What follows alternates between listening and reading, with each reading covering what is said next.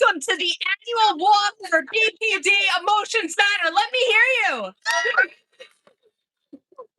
This is every year it gets bigger. This is so exciting for me. I'll tell you, my name is Sharon Simon. I'm a stand-up comedian, and I got diagnosed with borderline personality disorder at 37 years old. Thank you for caring. Listen, I would tell you how long ago that was, but then why do I get Botox? There would be no. You wouldn't have known? How old would you have thought I was? As old as you just said. Wow, that's really good. That was a really long time ago. And I always try to look good. Like that's it's important to me. I try to dress up like a little like Chapel Row, and I just end up looking a lot like Miss Frizzle from the Magic School Bus. Yeah.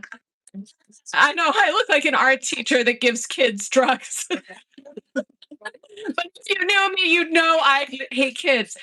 And one of the things I hate is they call me ma'am. I hate that. I don't know why do people call anyone ma'am these days, right? Don't we all hate that? Yeah, I don't like miss either. I like madam. Does that sound good? That's something you earn, Madam Sharon. Uh, Before I got diagnosed with borderline personality disorder, I was diagnosed with just about every single thing in the book because I had an older sister who was studying to be a therapist. So, whatever she was studying, that's what I had that week. But when I finally got the diagnosis, I finally got the right treatment and I started to get better. I was hospitalized in a room, 36-hour watch, and it was the first time in my life I felt safe and felt good. And it was amazing. Yeah. Then went into a day program and then into 2 years of DBT, and I finally started to get better. Before then, finding a therapist, I don't know if anyone else has had this experience, but I got rejected by more therapists than guys I dated when the morning after they realized that the night before was just me trying to move in. So then I start working with this one therapist. I find a therapist, I start working with her, and she starts telling me her problems. Yeah, I'm like, I'm done. And then she's like, the only way you're going to work out your issues is if you work out your issues with me. Yeah. Now I'm in couples counseling with my therapist. Of course, I have to pay both copays. I have some things I want to say too. Not just jokes. I think that one of the reasons why I felt safe in that room is not just because I have BPD. It's because I'm a New Yorker. Yeah, do we have New Yorkers here? Knicks and goodness. Oh, the Knicks are winning. Look at my awareness. I know, like you walk through the streets, everyone's like basketball happy. I'm like, I don't care. I want to care. You're happy, so I'm happy. Go Knicks, right? Yeah. I don't know how I ended up being a New Yorker living with borderline personality disorder. I'm sensitive to sight, smell, and I'm not going to say I'm sensitive to noise, but I have called 311 on the ice cream man 20 times already this year. So I am so honored to start bringing up these leaders, these amazing leaders, because borderline personality disorder touches so many people every day of everywhere in the world, every social, racial, sexual, political. Although you may not be able to tell it from the group here, you should know absolutely every corner of the world is touched by borderline personality disorder. And the people I'm going to bring to the stage are setting a future for us without stigma, without the baggage of the past. Are you ready? Okay, so I want to hear you. If you came here by plane, let me hear you. If you came here by car, let me hear you. If you came here by subway, let me hear you. Let me hear you if you came from another country. Okay. I was hoping. Not even Canada? No. You look yeah. Where did you come from? Florida. Yeah, Friday. And you brought Florida weather with you. Are we ready to get started? All right. All right. That was all right. That was all right. That was all right. But that didn't feel good to me. I want to hear you. Are you ready to get started? Your next speaker coming to the stage, Cameron LaRue, is a fourth year PhD candidate in neuroscience at Mount Sinai, whose research advances our understanding of social cognitive functioning in BPD. Drawing on her own lived experience with the disorder, she brings both scientific rigor and a deeply personal commitment to this work. Cameron is also a board member and co-chair of Emotions Matters Education Committee. Please welcome Cameron.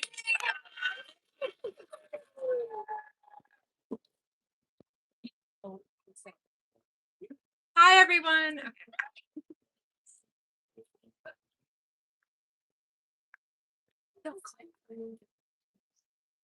My name is Cameron LaRue, and I'm in my fourth year of a PhD in neuroscience and my fifth year of being a person diagnosed with borderline personality disorder.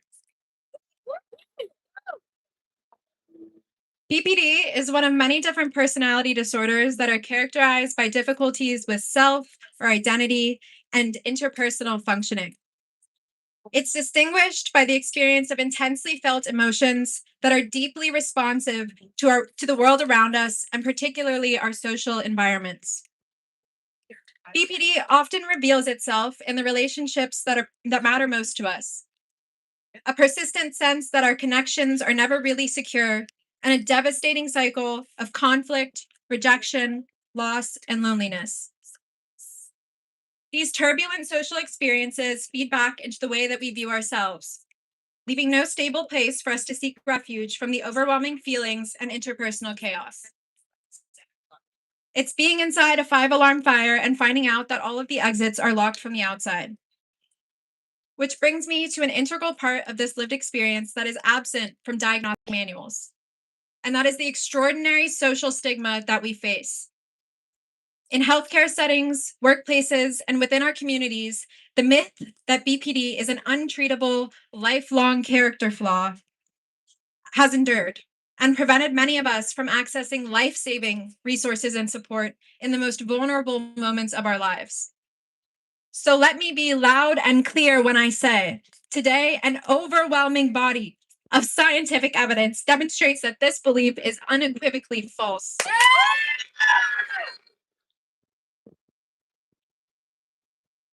Large-scale longitudinal studies have found that 90% of people with BPD no longer met full diagnostic criteria for the disorder, and up to 50% achieved full recovery within 10 years, with these percentages only continuing to increase over time. Recovery is not only possible, it is probable for each and every one of us with the right support. At the same time, I want to acknowledge that the idea of recovery, as defined by researchers and clinicians, can feel so incredibly out of reach. But it doesn't have to mean becoming a master of DBT skills or being entirely symptom free. I'm certainly neither of those things, but I wake up every day and I'm happy that I'm still here.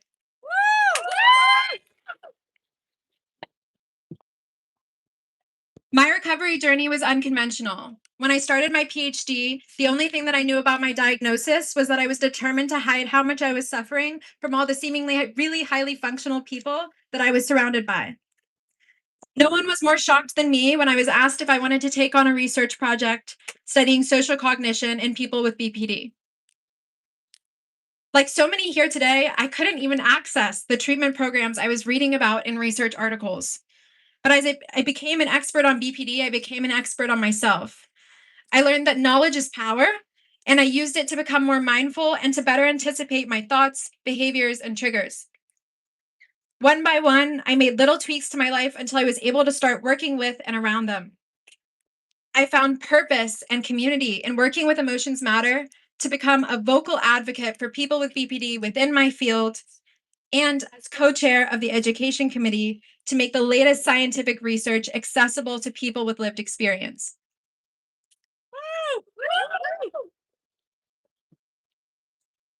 Through psychoeducation, social connection, and prioritizing sleep, exercise, and nutrition, the goals that I wanted to achieve slowly started to feel more in reach. And while my medical chart still says BPD, I no longer feel limited by my diagnosis. I say that to say recovery is entirely subjective. It depends on you and what is important to you in your life. As you're walking today, I invite you to reflect on what those important things are and to take advantage of this incredible opportunity to hear from others about their journeys and the way that they define recovery, because there is no single path to a life worth living. Thank you all so much.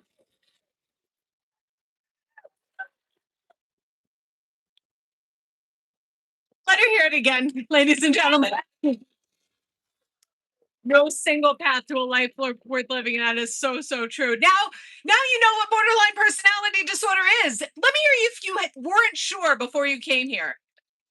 I had a feeling. All right. Now that you know, though, I'm going to bring your next speaker to the stage. She started out as a peer, became a facilitator, a board member, and is now, please congratulate her on becoming the interim executive director, Antoinette Lorino.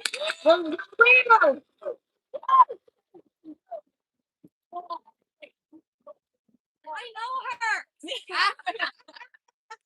You, Sharon. Good morning, everyone. Thank you so much for being here. I'm Antoinette. Whether you're standing here with us at Pier 26 or virtually, you guys chose to be here, and you guys are showing up for people with BPD. Take that in for a second because it's not a small thing. This is what community looks like, and today every one of you is a part of it. Before we go any further, I want to recognize someone without whom none of us would be here. 11 years ago, Paula Tusiani Ang helped co-found Emotions Matter with a vision of building the kind of community that didn't exist for people impacted by borderline personality disorder. Through her leadership, determination, and unwavering belief that recovery is possible, Emotions Matter has grown into a national organization that has touched thousands of lives. Paula, your impact on this community is impossible to measure, and I know that it changed my entire life. On behalf of everyone here and everyone who has found support, connection, and hope through Emotions Matter, thank you. So Paula will be the first to say that she did not do this alone. A morning like this takes a lot of people, a lot of hands. So I do want to say thank you to all of our volunteers, our staff, our board of directors, supporters, sponsors. Thank you because you guys make this possible. So I'll keep my own story brief because you're about to hear some very powerful stories. But I do want to tell you why I do this. I live with BPD. I found Emotions Matter when I was searching for people who understood what I was going through. And for the first time, I felt understood without having to explain myself. I came looking for help. And what I never expected was that this organization would see something in me before I saw it in myself. I never could have imagined I'd be standing here without this community. This is what we want every person with BPD and their loved ones to find here. Here at Emotions Matter, we're a national peer-led nonprofit for people living with BPD and the loved ones affected by it. We educate, we advocate, and most of all, we bring people together. Our peer support groups are at the heart of what we do. We offer free weekly groups led by trained volunteers with lived experience, including specialty groups like our LGBTQIA and men's groups. In these groups, people realize that for the first time, they're not the only ones. They step into a space where BPD is not something to hide, but rather somewhere where they belong.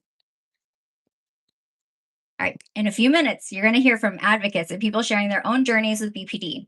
Some of these stories may touch on difficult experiences related to mental health and recovery, including suicide, overdose, and self-harm.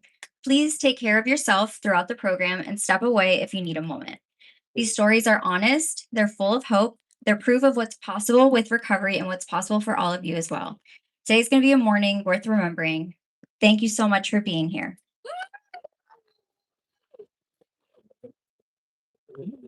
Are you ready to hear more? I can't hear you. Are you ready to hear more? Okay. Your next speaker, I'm so excited. KJ Dillard is an American TV personality, model, rapper, singer, songwriter, skateboarder, and mental health advocate. You may know him from Bravo's Summer House. KJ has been open and courageous about his BPD diagnosis and is using his platform to advocate for everyone impacted by this disorder. We are so grateful to have him. Please welcome KJ.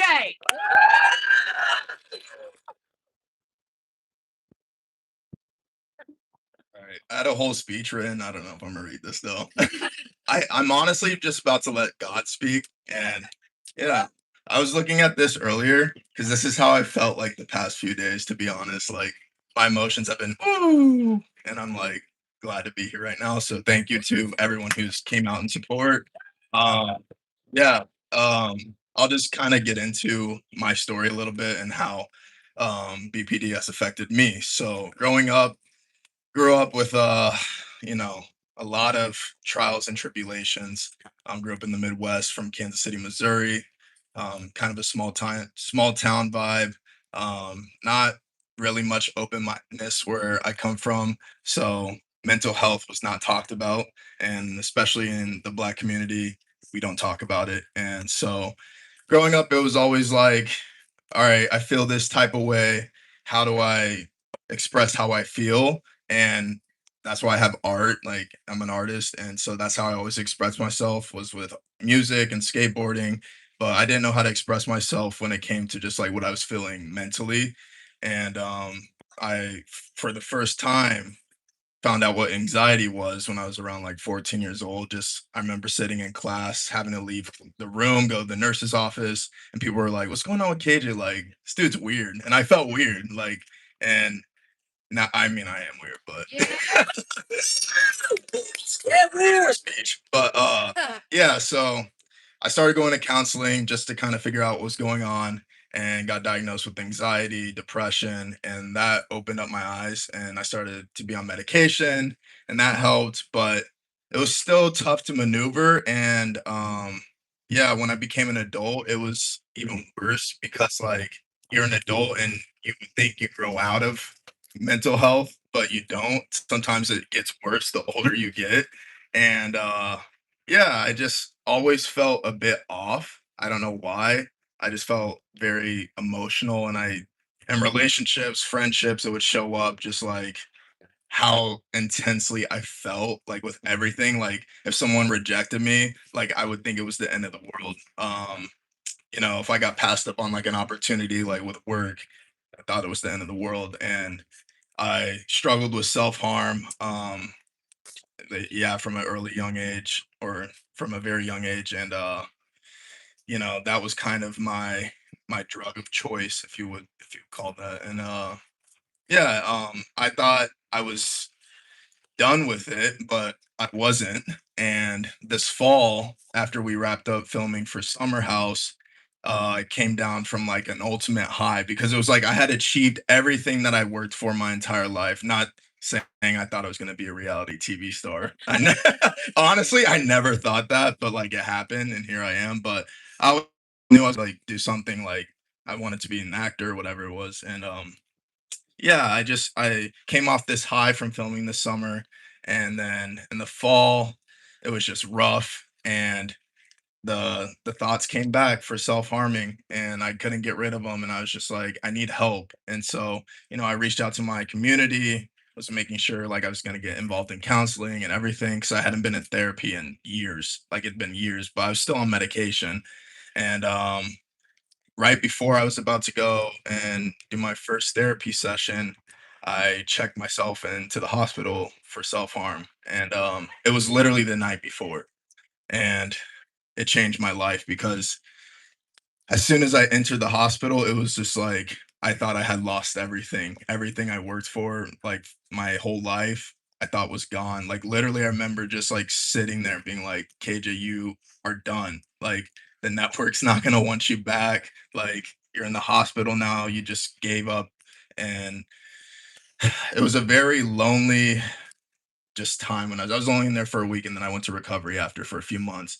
but it was the longest week of my life. And I remember being on the phone with my mom. I had written up a statement just saying like that I wanted to share that I got diagnosed with BPD because that's where I got diagnosed with BPD was in the hospital. And I didn't know what BPD was before. Like I was aware of like I thought I had bipolar. I didn't know. I actually didn't know what I had, to be honest. But yeah, I just hold on. I'm having a brain fart. Give me a minute. I'm like really nervous right now. I've never done this before, so it's such an awkwardness. um, yeah. So when I was in the hospital, yeah, I wrote up the statement. I was on the phone with my mom, and I was just like, I'm gonna share this because my entire life I felt like I couldn't speak about this, and I want the world to know. And she was just like, all right. I think she was scared because she didn't know how the world was going to react. And yeah, I wrote up the statement when I went to recovery, put it up on my Instagram, and got nothing but love and support. And I know, thank you. Yeah, and but then I was just like, oh, I'm gonna have to share this again. And so re yeah, I was like, oh yeah, well, the reunion's coming up, gotta share this again. And it was one of those things where I didn't know what was gonna happen because like it's one thing to have it on paper and share it on social media. It's another thing to like go on TV and talk about literally self-harm and your diagnosis. And I didn't know how the world was gonna react, but I was just like, you know what? Y'all either gonna like me or you don't. It is what it is. And like honestly, you do what you want. At the end of the day, like as long as it's positive, like be you. Don't let anybody take that away from you for real. Like there's power in that. And yeah, so that's what I did. And the reactions were just overwhelming. And I'm still feeling it. Like to be honest, it's been a very, very rough 2 weeks for me, emotionally, mentally. Um, I'm glad to be here right now because it's just like life's not easy. Even when you like see somebody and you think they have it all together, that doesn't mean they have it all together. And it's okay to not be okay. And like really embrace that. And if you're not okay, like get the help, ask for help.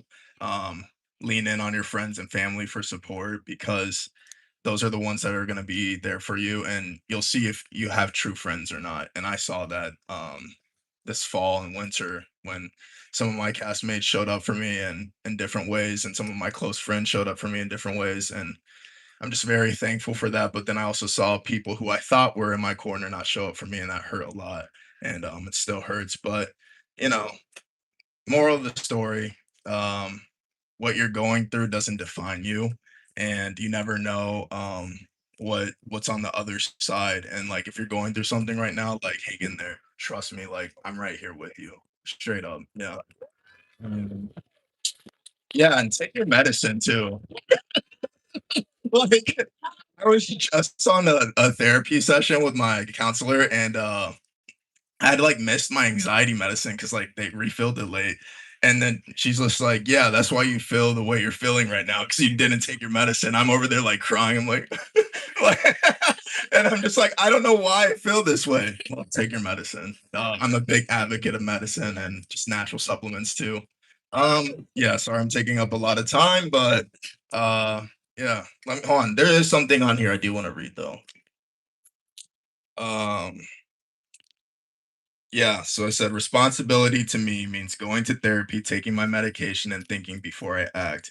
Today, I advocate for mental health on behalf of organizations like Emotions Matter, who help superheroes like you and I, because BPD is a superpower. So, done.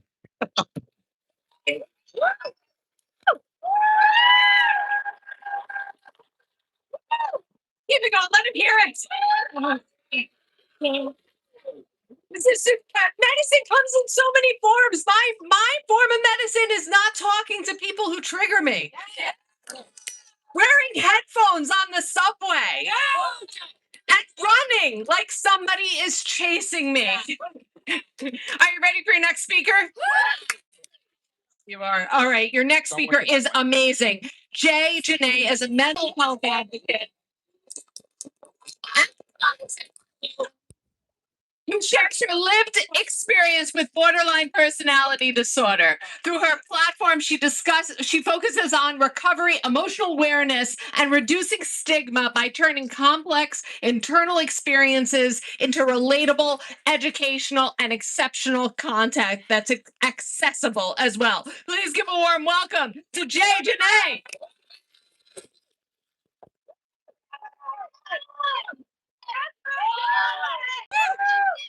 First of all, thank you. Hi, I'm a little emotional because you guys are all so sweet and all so kind. Thank you for that. Welcome. My name is Jay. I am from a little town in Pennsylvania called Lancaster, PA. You may know it's Amish country. It's where a lot of people go to see the Amish, but I am from there.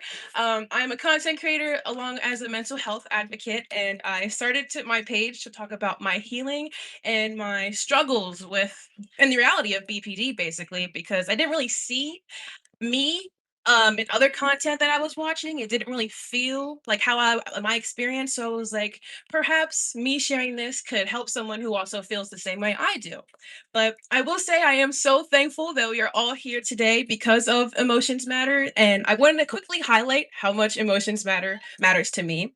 I found this community for the first time a few years ago, and I attended my first BPD walk last year, and that was amazing. Thank you so much for that. But after seeing that first walk and connecting with everyone outside of the internet, it really helped put into perspective how many people feel similar about wanting to see change and growth within the community, within the mental health field, within seeing, research and stuff change. Because I felt the same way as Cameron mentioned that, we are not doomed to a specific percentage or a label. We are different than what people like to say we are. And I really left with a feeling of empowerment and the ability to have growth again after feeling like I was in a very dark spot for a long time. And life before understanding what BPD was very, very, very difficult. My relationships were very intense, very painful. I was constantly losing them. I was grieving things that never really happened. It was kind of just like my brain playing its own game. I had such a really bad fear of abandonment. I was always pushing people away before they got a chance to actually leave because I thought that was the best way of going about things. I realized that was not. But I was also very like overly analytical of things, cautious, emotional, you name it. I was under the umbrella. But I will say I finally felt some relief after getting the answers to all of my confusion that I have felt for so long. It gave me a missing piece to my puzzle and it helped me realize that there was a reason to my dysregulation and I wasn't just permanently broken. But thankfully, stumbling across the BPD community brought me so many different things. It helped me feel less isolated in my struggles. I found people who actually understood the experiences and realized that my voice and feelings matter after feeling like they didn't for so long. But don't get me wrong, recovery is not easy. It is not a walk in the park and it is difficult. You're going to have ups, you're going to have downs, you're going to have in the middle, you're going to feel stuck. But I will say a few turning points for me that really helped me were really realizing that my emotions were always valid, but my actions were not always, and that mattered too. Realizing I had to focus on validating myself, my pain, my hesitation to recovery, because we're doing something we're not used to. Told something for our whole life, and now we're trying to go against that grain. So, of course, it's going to be difficult. Taking accountability with self acceptance instead of degrading myself and making it seem like everything was my fault and I caused the root cause of every single thing that was going wrong in my life. And most importantly, celebrating when I notice that I act differently in a situation I would have once crumbled in, because I think it is very important to celebrate any sign of growth that you see within yourself. Thank you. Um, as someone who has been working on themselves day in and day out, I want you to know that I still have those hard days. Triggers still come. That's not something that's just going to go away because I'm learning how to manage myself, my feelings, and actions that arise. But I want you to know that recovery is not linear. It's not going to have a specific straight line. Recovery is possible, and it is possible to have tools, to have support, to have community. As you all see, we are all here today. So these things are possible no matter how difficult it may be to access for some people. And that's why I'm so thankful that we have the virtual option, because so many people couldn't make it here physically, but they are still here with us in spirit. But lastly, I want to say that seeing people feel less alone because I spoke openly about something that I was struggling with my whole life instead of just shoving it down because I felt like it wasn't important to anybody really makes me feel like I'm doing something right. So thank you if I've impacted your life in any way. I am so grateful and appreciative I could be there for you in that way.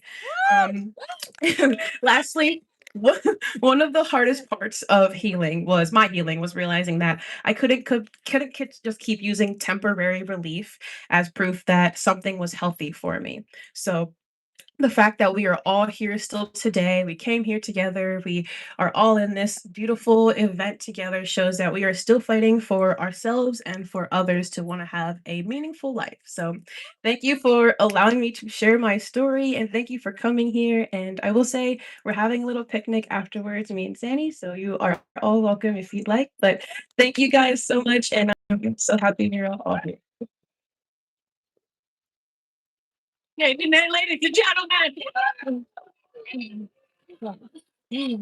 I'm so excited for our next speaker. Varun Yoshi is in long-term recovery from borderline personality disorder and helps others heal through advocacy, destigmatization, and practical strategies for managing BPD. He shares his work via YouTube, TikTok, and speaking engagements. Is everyone ready?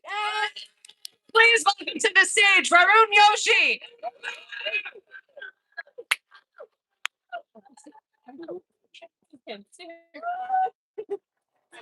Yes.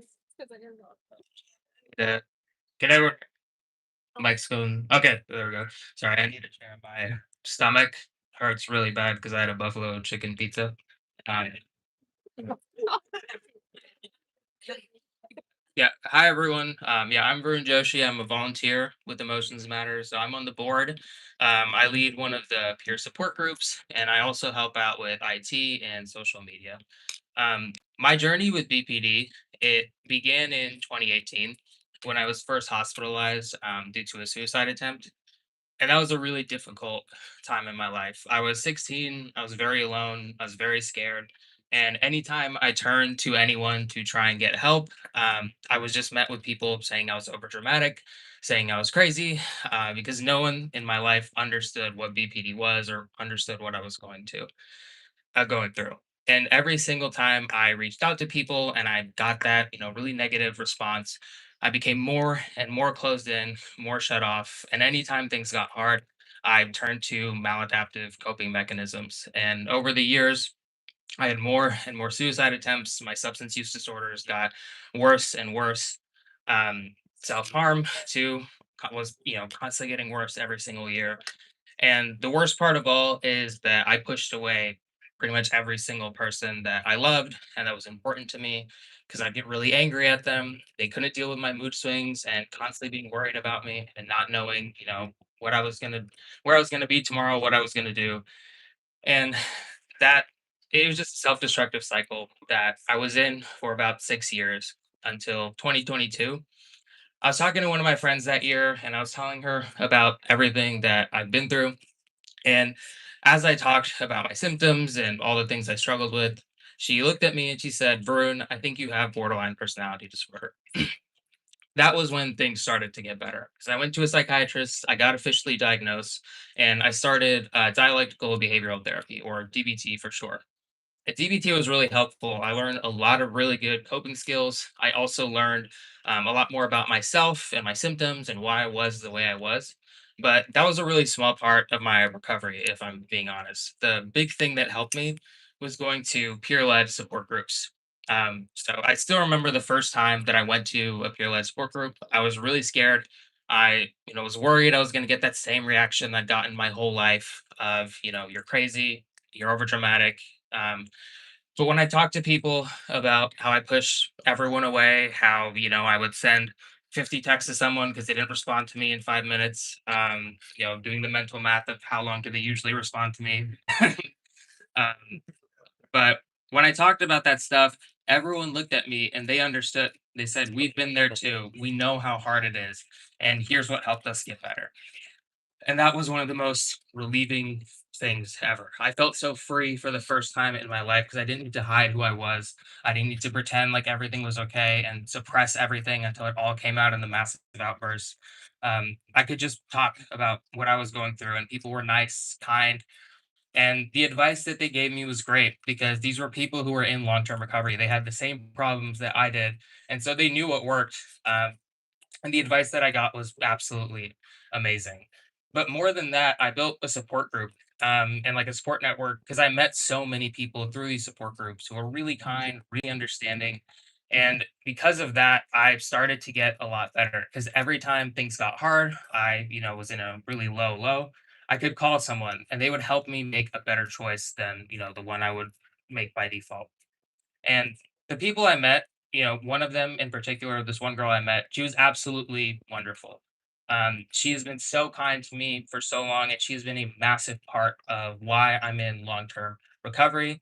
That girl is Summer. She's my wife. She's okay in the crowd.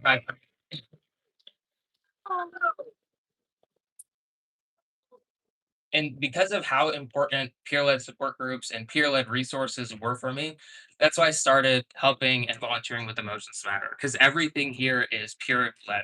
For example, the peer support groups, I lead one. Every single group, at least one person breaks down, cries, and says, "This is the first time I'm talking to other people with BPD."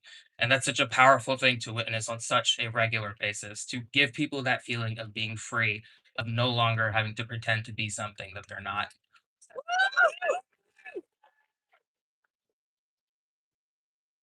But beyond that, like the workshops, the webinars, I participated in a few. They're also amazing because every single, like all the materials, all the slides, everything is reviewed by someone who has borderline personality disorder. And so, because of that, everything feels real, authentic. The advice hits. And we see it in all the comments that we get whenever we're doing these webinars and workshops. There's so many people saying the same thing that they say in the peer support groups, that this is the first time I'm hearing other people like me. This is the first time I feel seen, and that is absolutely fantastic. And I'm so happy that, we can create that kind of a space for people so that they don't have to feel alone the way that I did for so many years. And yeah, with that being said, I'll say, yeah, thank you to everyone who is a speaker today. Thank you for sharing. Thank you to Sharon for emceeing. Thank you all for coming out today and supporting Emotions Matter. And thank you to Emotions Matter for creating such a wonderful, safe, awesome community for people with BPD so that we don't have to go through this alone. Thank you.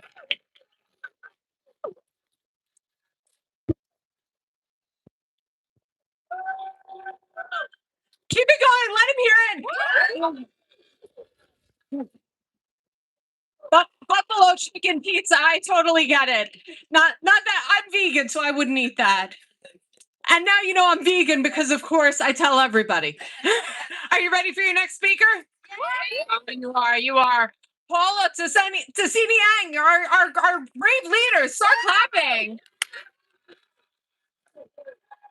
She is the co-founder and board co-chair of Emotions Matter. Her passion for BPD education, resources, and advocacy is in the memory of her younger sister, Pamela, who passed away at 23 in 2001. Along with her mother, Beatrice, Paula is co-author of Remnants of Life on Paper, a mother and daughter struggle with personality disorder, which chronicles their true family story. If you haven't read it, I can't recommend it enough. Please welcome Paula.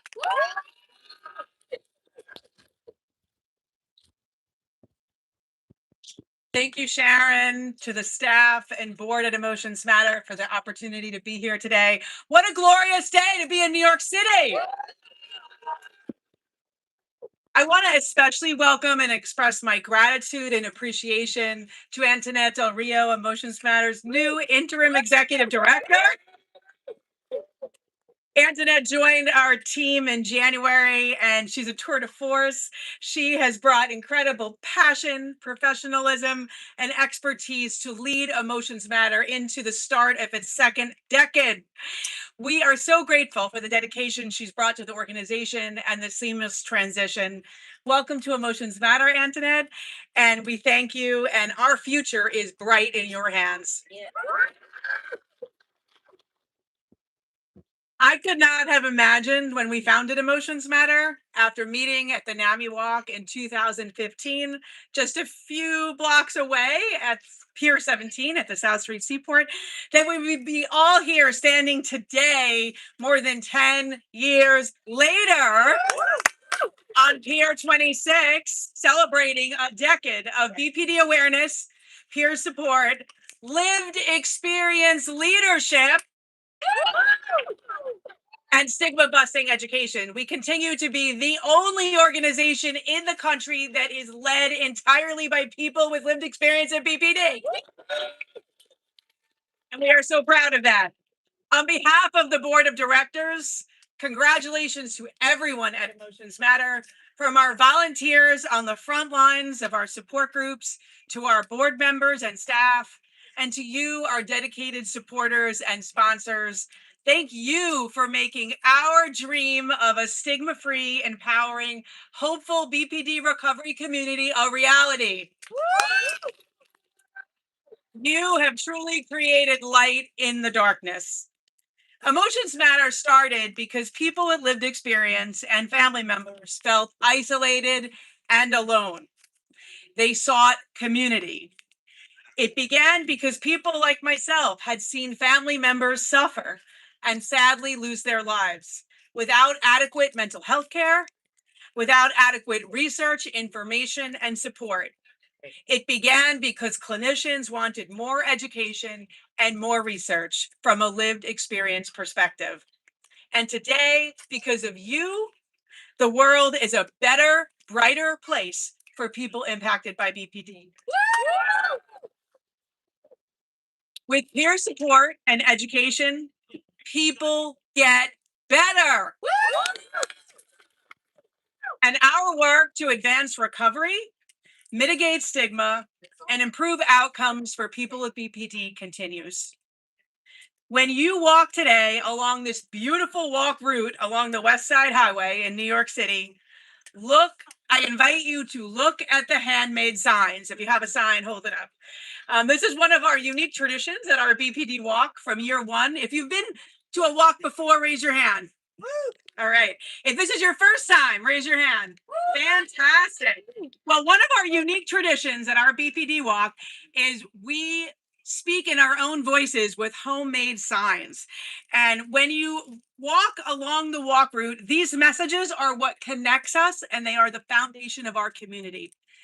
But I invite you to not just look at the signs, but go one step further. Introduce yourself to someone on the walk route. Be curious and start a conversation that could be life-changing. Where are you from? What brought you here today? What's your connection to BPD? Or how'd you find out about Emotions Matter? We all have a BPD story for our speakers for leading the way and sharing stories. Sharing stories can be so difficult, but it could also be a joy and a celebration when we do it in the context of community. So today I invite you to get to know each other on the walk route, because when we come together to share our stories, we transform the world through resilience and community. If you're watching on the live stream, feel free to participate by sharing your story in the comments, or of course, make a donation to help us support our amazing work at Emotions Matter. It has been an incredible year at Emotions Matter. In 2025, we served more than 3,300 people through our programs and services, 1,100 people in our peer support groups. 1,100 people in our peer support groups. Emotions Matter was recently highlighted in an article in the New York Times, highlighting our new interim executive director, Antoinette Del Rio. A research article was recently published about the implementation of our peer support groups in the Journal of Personality and Mental Health, one of the first journal articles to talk about peer support and how effective it is for BPD recovery. And just last week, the US Congress passed legislation declaring May BPD month, which we supported along with our partners, the BPD Alliance, and they are now celebrating their 25th anniversary. Congratulations, Emotions Matter. None of this would be possible without you and your financial contributions. On behalf of the board of directors, thank you for your unwavering support. You are the heroes. You are truly the beating heart of Emotions Matter. Thank you so much for being a part of our community, and enjoy the walk. Amazing. Please keep it going for Paula. And for Emotions Matter. And for yourselves. We are about to get started, but I'm going to bring to the stage the Associate Director of Strategic Growth, Sarah Rosenberg. Love you, Sarah. I'm short, so we need an adjustment here. Thank you. My name is Sarah Rosenberg, and I just want to really thank you all for coming. Thank you, Paula. Thank you to the amazing speakers. I feel so blessed that we could actually have such influential speakers this year and such big fans here. So thank you all for coming. For all of those new faces, I love it. I love seeing new faces every year. And for the loyal supporters that come back year after year, thank you, thank you, thank you. We really appreciate it. It means so much to us. You've just experienced an incredible display of hope and positivity in the BPD world. You've heard about strength and resilience, and that's what I want you to walk away with. I relate to all of what was said and really just want to take this time to say thank you. I don't know if I'd be here without Emotions Matters community. Close to a year ago, I stepped out of my board co-chair role here at Emotions Matter to spend more time with people like you and make a bigger difference by taking on a staff role. I am tremendously grateful to our leadership who believed in me and brought me into the Associate Director of Strategic Growth and Operations position. I've been involved with Emotions Matter for 8 years after meeting this community right around here at our first walk for BPD. You can imagine how meaningful the walk is for me every year. I have worked closely with Paula Tusiani Eng and Melissa Ferdinando, who gave me opportunities that I didn't think I deserved. Having BPD myself, people believing in me was a game changer, as you can imagine. They have done this for countless other volunteers over the years, and in my current role, I aspire to follow in their footsteps. Thank you for trusting me. And I hope that more people will come and volunteer with us and get that chance to learn, to grow, and to become a leader, just like myself and lots of others.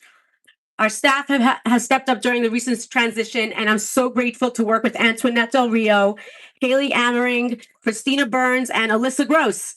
Thank you for always having my back. And of course, I want to thank our extraordinary volunteers and our amazing board members who gave their Sunday morning to make this walk happen. Thank you to our walk co-chairs, Paul Collins and Melissa Ferdinando. And our board co-chairs, Paula Tusiani Eng and Brad Larson.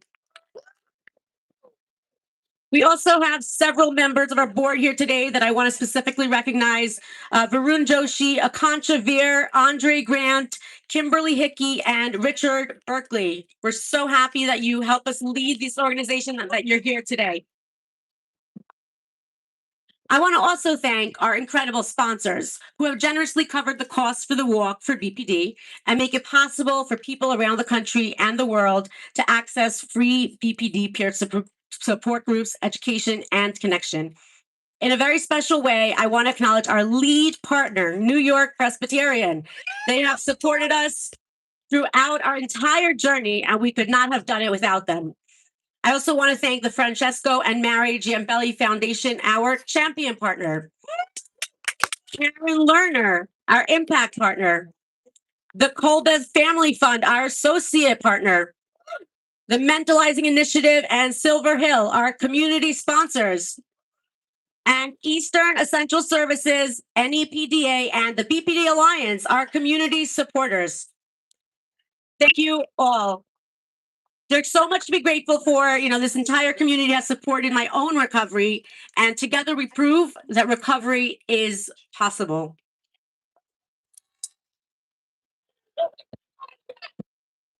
Many people spent years feeling alone until they found this community. Today proves that they are not alone. You are our community, and we hope you'll stay involved. Join a support group, a webinar, or volunteer with us. It'll change your life. Today, you've connected with community. Let's keep it going. We rely on our community to support our work, and today's fundraiser has given you all an opportunity to be a part of that support. If today means something special to you and you haven't donated yet, or if you're inspired to donate a little bit more, you can give online at givebutter.com/BPDWalk26. We have QR codes all around the area, so you can go directly from your phone. Today is also our day of giving. Our goal is $50,000 to keep our BPD peer support groups free and accessible to everyone. Thank you to those who already donated generously and to the loyal donors who keep believing in us and supporting our mission. We especially want to recognize our team leaders whose fundraising efforts really made a difference. Thank you to our walk stars, walk champions, and walk superstars. Our walk will begin momentarily. Our route goes around Pier 26, starting here. I'm going to go around. Then we're going to make a left. We're going to go up north to Pier 51. We turn around at Pier 51 and come all the way back to Pier 26. Are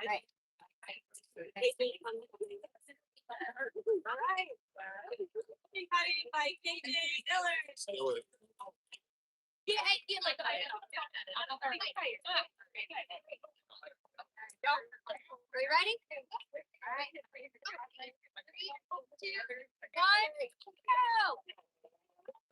3,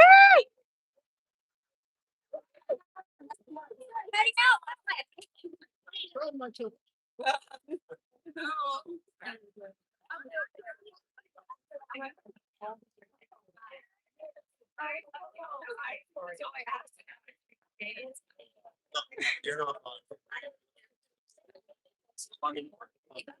The second wave of people, all here to support an amazing cause.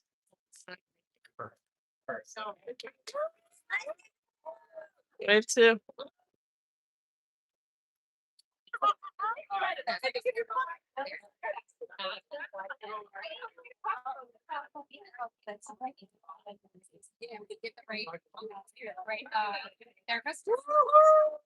Oh yeah. Okay. Right, and here comes wave 1 again.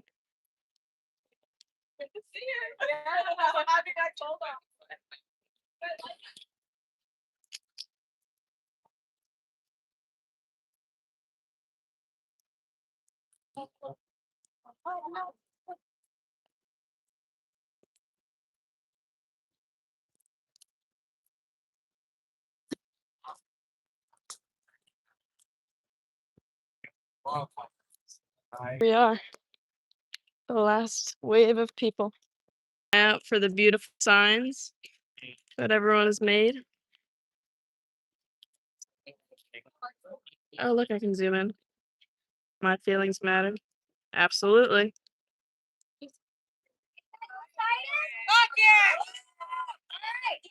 Wave number 3, here they come. They got progress, not perfection.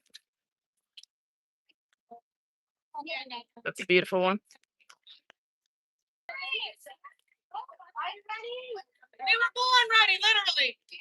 5, 4, 3, 2, head up.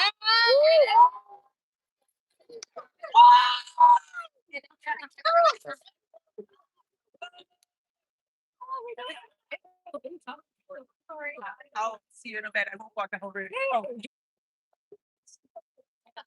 Welcome back. This is wave 2 again.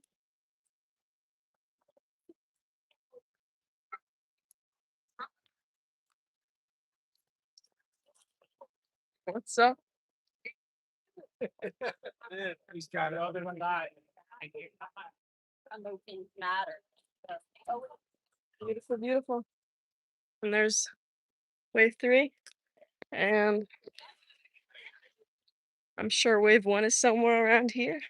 But I think that is it for the live. Thank you. Thank you, all of you, for coming and watching and listening to me and listening to all of the beautiful advocates. Okay. We go back in. Thank you very much. Goodbye.